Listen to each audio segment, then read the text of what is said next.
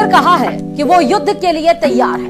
पाकिस्तान के गृह मंत्री ने कहा कि सिंधु जल समझौता रद्द होने का मतलब युद्ध है और पाकिस्तान इससे पीछे नहीं हटेगा। रावलपिंडी हेडक्वार्टर में भी भारत को लेकर लगातार मीटिंग चल रही है। जब से जनरल मुनीर को पता चला कि भारतीय सेना 3 मोर्चों पर युद्ध के लिए तैयार है, उनके कोर कमांडरों में हड़कंप मचा हुआ है। देखिए रिपोर्ट।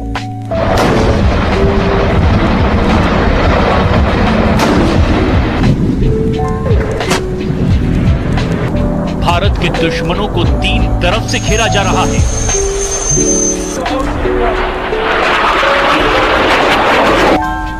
पाकिस्तानी सेना को पता है कि उसे बहुत बड़ा सरप्राइज मिलने वाला है।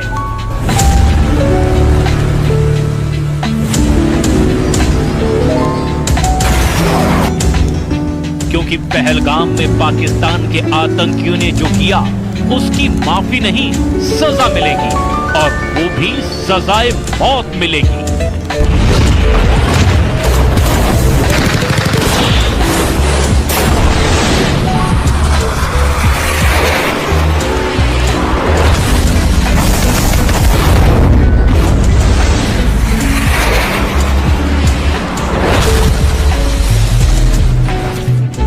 कुपवाड़ा के पास एलओसी पर पाकिस्तान ने गोलीबारी की और इसका उसे जवाब भी दिया जा चुका है। रिपोर्ट है कि अगर पाकिस्तान ने 600 गोलियां चलाई तो भारत ने इसके जवाब में 1300 राउंड फायर कर दिए। यानी पाकिस्तान को एलओसी पर जवाब मिलना शुरू हो गया है। पाकिस्तान के हर अटैक के बदले डबल काउंटर अटैक हो रहा है।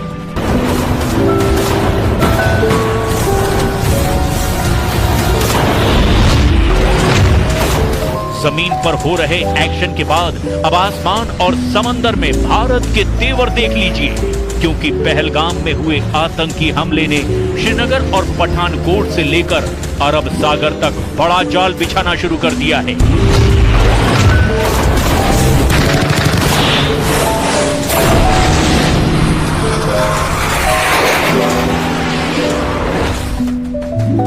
एलओसी से लेकर भारत और पाकिस्तान के बॉर्डर और साथ में अरब सागर तक हाई अलर्ट है। भारत के सबसे खतरनाक हथियार एक्टिव कर दिए गए हैं। एलओसी पर भारत की फौज अलर्ट है। पंजाब और राजस्थान सेक्टर में बीएसएफ की कड़ी निगरानी है और S-400 जैसे तमाम एयर डिफेंस सिस्टम भी अब 24 घंटे एक्टिव कर दिए गए हैं। भारत की टैंक रेजिमेंट भी अखनूर से लेकर गुजरात तक वॉर मोड में आ चुकी है। इस वक्त एयरफोर्स में 2 जहाज बहुत एक्टिव हैं और वो हैं सुखोई 30 MKI और राफाल, जो भारत के फ्रंटलाइन फाइटर माने जाते हैं। इन सब के बीच बड़ी खबर ये है कि पाकिस्तान का पहलगाम वाला एजेंडा फेल हो चुका है। नौसेना ने अपनी फायर पावर दिखाकर बता दिया है कि जो पाकिस्तान चाहता है वो कभी नहीं होगा। कि पहलगाम में आतंकी हमला भारत को बांटने की साजिश थी, जो पूरी तरह से नाकाम हो चुकी है। आतंकियों ने देश को बांटने की जो कोशिश की वो 48 घंटे के अंदर ही फेल हो गई।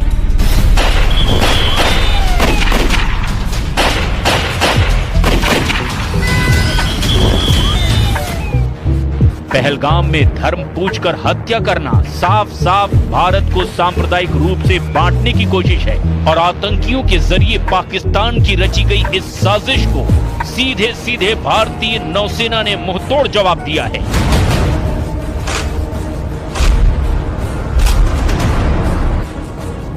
नौसेना की ओर से सोशल मीडिया पर तस्वीरें जारी करके बताया गया कि एकता में शक्ति है। एकता में शक्ति यानी भारत को धर्म के नाम पर बांटने वालों को ऐसा जवाब मिलेगा जिसमें उन्हें तबाह करने का सिग्नल भी है।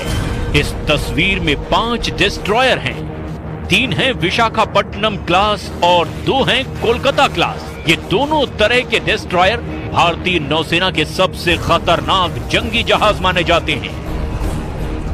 नौसेना ने साफ बताया कि उसके वॉरशिप मिलकर दुश्मन से लड़ने के लिए तैयार हैं। दुश्मन के खिलाफ अब एक होने की जरूरत है, यानी मैसेज साफ है, बांटने वालों को अब बख्शा नहीं जाएगा।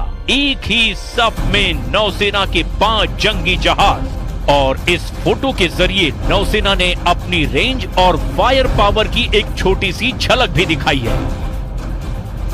पाकिस्तान के खिलाफ नौसेना की क्या तैयारी है, इसे और डिकोड करते हैं। सबसे बाईं ओर है आईएनएस इम्फाल, उसके दाईं ओर की तरफ आईएनएस मोरमुगाओ और उसके बाद लीड शिप आईएनएस विशाखापट्टनम। शुरुआत की ये तीनों जहाज आईएनएस विशाखापट्टनम क्लास के डिस्ट्रॉयर हैं।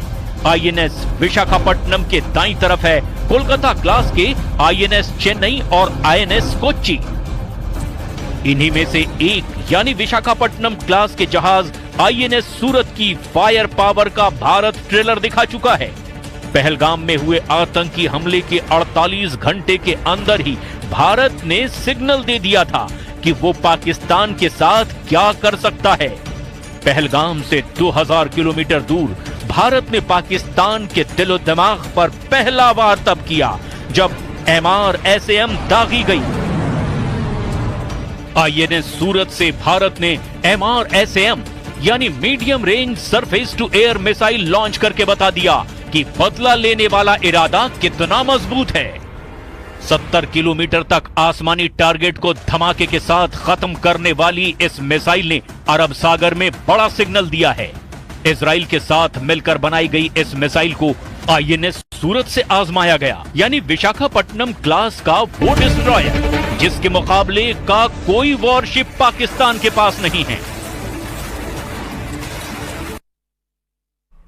और पहलगाम में हुए बर्बर आतंकी हमले के बाद देश भर में आक्रोश का माहौल है। भारत के कड़े रुख को देखते हुए पाकिस्तान के हौसले पस्त हैं। पाकिस्तान भारत को युद्ध की धमकी दे रहा है, लेकिन वो ये भूल जाता है कि उसने कई बार भारत के हाथों मुंह की खाई। जोधपुर में प्रदर्शित यह टैंक पाकिस्तान की बुजदिली की जिंदा निशानी है। बनार रोड की तरफ जाने वाली सड़क पर रखा गया है T-59 टैंक पाकिस्तान की बुजदिली और भारत की सेना की शौर्य का जीता जागता सबूत है। पाकिस्तान युद्ध अगर करता है या युद्ध की बात करता है तो हमें इतिहास के झरोकों में झांकने की जरूरत है कि पाकिस्तान की वीरता कैसी रही है और भारत के साथ पाकिस्तान के युद्ध रहे हैं, उनमें क्या परिणाम रहे हैं। हर युद्ध पाकिस्तान हारा है। आप मेरे पीछे देख सकते हैं, ये एक पाकिस्तानी टैंक है जो 1971 युद्ध के दौरान बुजदिल पाकिस्तान लड़ने आया था भारत से, लेकिन अपने हथियार ही छोड़कर चला गया। और वो हथियार छोड़ के जब भागा तो इन हथियारों को अलग अलग शहरों में प्रदर्शित किया गया।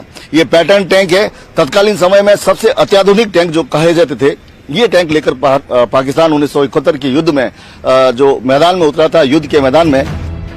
दरअसल इन टैंक को जोधपुर में लाने का श्रेय सलोड़ी निवासी जोराराम बिश्नोई को जाता है, जिन्होंने 1971 में पाकिस्तान सेना के 10 T-59 टैंक को अपने ट्रैक्टर की मदद से 13 दिन के अंदर युद्ध क्षेत्र से जोधपुर तक पहुंचाया था। युद्ध के बाद इन टैंकों को अलग अलग उद्देश्यों के लिए इस्तेमाल किया गया, जबकि कुछ को सैन्य संग्रहालयों में प्रदर्शित किया गया ताकि लोग युद्ध की स्मृति और भारतीय सैनिकों की बहादुरी को याद रख सके, जो 1971 के युद्ध में पाकिस्तान से जीते गए थे। ये टैंक उस युद्ध में भारतीय सेना की विजय का प्रतीक है। हाँ, बस 1971 में ये छोड़ के चले गए थे। वो कुछ नहीं, गिद्दड़ बम के है, उससे कुछ नहीं होने वाला है। इंडियन एयरफोर्स बहुत पावरफुल है अभी के टाइम में, विश्व गुरु है भारत, तो वैसे कुछ नहीं है, गिद्दड़ बम के है। साल 1971 में पाकिस्तान के पास सबसे उन्नत तकनीक के पैटर्न टैंक थे, जिसके दम पर वो। और चलिए इसी के साथ ही इस रिपोर्ट में फिलहाल अभी लेता ही, बाकी